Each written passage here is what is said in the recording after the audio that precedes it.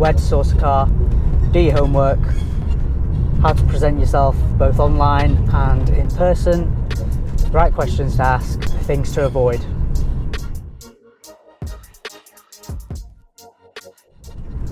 Hey guys, welcome to another video. Slightly different today. No loud exhaust bangs, pops, drifting around corners or anything like that. A bit more of an informative one today. In today's world, there's so many different ways to buy a car now, and there's no real wrong or right way. Some options are better suited for different people, and it all kind of boils down to what suits you best. The way I do it, I finance my cars. Not been very secretive about that or anything like that, but that's just the way I've been doing it for all of them. And from buying my CLA 45 and this C43 AMG, I've learned a few kind of tips, tricks that I'd probably like to share with you guys. Some of these might, be ridiculously obvious, but where and how to source your car. Now, unless you've been living under a rock, you've probably heard of Auto Trader. Huge website with the biggest kind of used car stock list, and also new vehicles in the UK anyway. I think in different countries it might not be Auto Trader, you might have your own website, but pretty much every country will have something like it. And that's the first place you start, because it's not just used cars there, and it's not just kind of random gypsies selling cars on there. You've got main dealers actually advertise their cars on there, specialist performance car dealers. Generally everyone will put their car on Auto Trader, and these can be brand new or pre-registered, demonstrators, used, whatever, and it's just everything's all in one place. So it's a good base to kind of find roughly what you're looking for, because chances are, I'm assuming by this point, you've got a car in mind and roughly what kind of spec you're going for. And then this just moves straight into point number 2 about doing your homework. Know what you're looking for, because as well as, particularly with spec lists actually, more often than not, the descriptions you find, and whether it's actually on Auto Trader or an actual main dealer's website, I've seen it in both cases, the descriptions of the car in terms of spec and options and things, a lot of the time it's not right.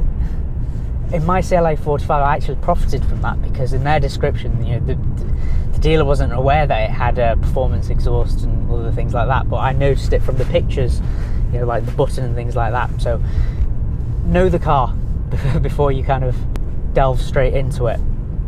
When I bought my CLA 45 and C43, I knew exactly how the interiors looked, what different options were available, how they would appear in the car and whatnot. It'll also give you a good idea of current market values of particular cars. Now for myself, I don't buy cars brand new anymore, particularly with performance cars. The more expensive a car gets, I just don't think personally it makes sense to buy a brand new car for me, because in the first year, that's when the biggest amount of depreciation occurs for a car. So again, both my CLA 45 and this C43, they were both 6 months old, and they'd taken a massive hit from, I imagine, the moment you open the door on a new car.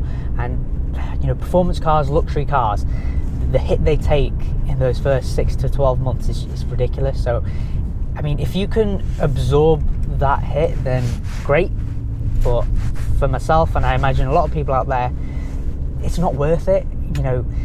Obviously with a brand new car you can choose the exact spec that you want, but out there you can get somewhere pretty close, and it's all swings and roundabouts, isn't it?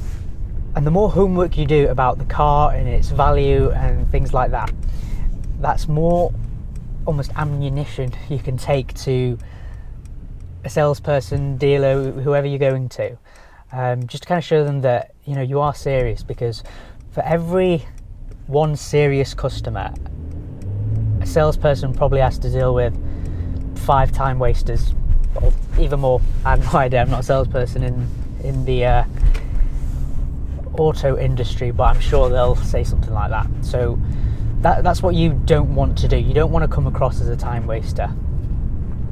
which is point number 3, how to present yourself both online and in person.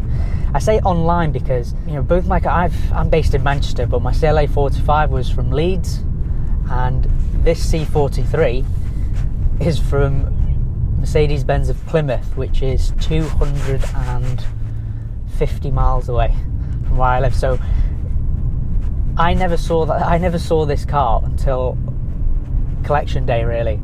And so, you know, it's all about building like a rapport, a good relationship with whoever you're dealing with. You know, the first thing you want to do is call up the dealer, or, you know, whether it's a main dealer or you've gone to a specialist, you know, get the basic information of the car you're interested in. That then puts you on their radar. And, you know, if at this point you've done your research, you'll probably have some questions to ask about the particular car that they have. So, you know, that's where you want to kind of put that information to them. You know, that can be in a follow-up email, whatever. And then I always find it's a good idea to ask them for the actual spec list of the car. You know, you can say, you know, the line that I used was that, you know, more often than not, the descriptions don't quite fully match up. So would it be possible if you can send over the full spec list for that particular car? And once you start getting them invested into you and the car that you're looking at, it just builds up from there. Never ever, particularly if you're going for, you know, a luxury car, performance car, and if you're young, ask for a test drive straight out of the blue, because chances are they'll try and fob you off because you just come across like a time waster. And you know, eventually you want to do a test drive, but just build up a bit of a relationship, good rapport with them. Because, you know, when I got my CLA 45, you know, I was pretty young at the time, and I was going from just, you know, kind of a standard BMW 1 Series, so it was like, on the face of it, I looked like a time waster to them. Obviously, when I went to get my C43, it was a lot easier. You know, I was coming from a Mercedes AMG product anyway, so it was easier and quicker to develop that kind of relationship. But if, you know, you are on the younger side and you're trying to make that jump, it's all about doing it in the right manner and the right steps. Right, once you've done that, and, you know, you've got a good relationship going with them, you've been going back and forth, you want to talk numbers. Like I said, I mean, I finance cars, so I'm going to talk about it from a finance perspective. What you want to do is, I don't know if I'll get crucified for this, but I'll probably never get loaned a Mercedes car ever again. You probably want to play off dealerships against each other. What I did with this C43, I found quite a few that were similar from dealers all across the UK. I think I found about 3 or 4. Built up a relationship with each of them, went back and forth, and I asked for them to do me some numbers, and the first set of numbers you get is the one that you kind of then send to the others and see if they can match it, beat it, and, you know, you keep going back and forth. And usually the first offer you get put down in paper, and always ask for it in, you know, in an email, in like a table or whatever, that'll be the worst deal. Usually it's, you know, the worst interest rates. They add on stuff that you just don't want or need, but that's absolutely fine, because you can take that, and it's from there you can start kind of the negotiation process. And, you know, if you are financing, the key thing that you need to kind of work with is that interest rate. It's usually, they start at something stupid, it can be all the way up to 15% sometimes, and you want to work that down to almost like, you know, 5-6%, maybe even better. And that makes a massive difference in your monthly payments. The first deal I got, I then, you know, I sent that to the next dealer and said, right, what can you do on this? And then at the time, you know, a lot of, if you're buying from a main dealer, they'll do dealer contributions, so it's worth just mentioning that in an email, in a phone call. You know, I've heard that other main dealers are offering a dealer contribution of X amount of money, would you do something similar? And then they'll go back to their sales manager, and, you know, you'll go back and forth like that. So there's room to move on the interest rates, the dealer contribution, and if you're part exchanging a car, That's what I did at the time. There's flexibility on that. There's actually, you'd be surprised at how many different ways there are to actually bring your monthly payments down just by fiddling around with each of those things. Yeah, I'll bring it up on the screen, you know, kind of some of my back and forths and how much I ended up saving. However, there are some things that you do need to be aware of. So this is point number 5, things to avoid. Again, speaking from kind of dealing with the main dealer, I'll throw on things like gap insurance and other products which you just don't need. The only thing I queried was a Mercedes-Benz service care plan, because I got stiffed on my CLA 45 with the servicing.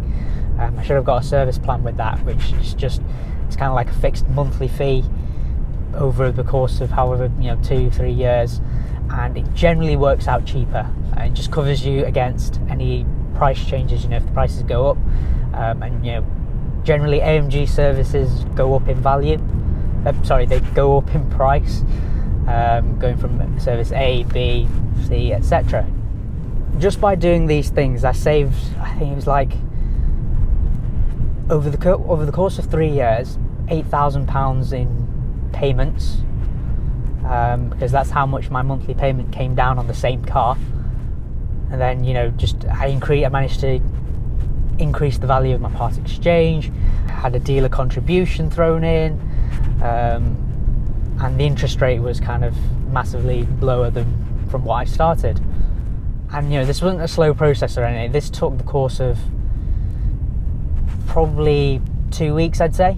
And I've never had that many phone calls appear in my call log, going back and forth between, you know, Mercedes-Benz of Plymouth and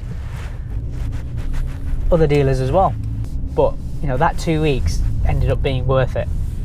I've rambled on a bit here, guys. You know, if you're not actually looking to buy a performance car, this has probably been a waste of a video for you. And if you've managed to sit through this far, sorry for probably using up, I have no idea, 10 minutes of your life, 15 minutes, who knows, find out when I edit.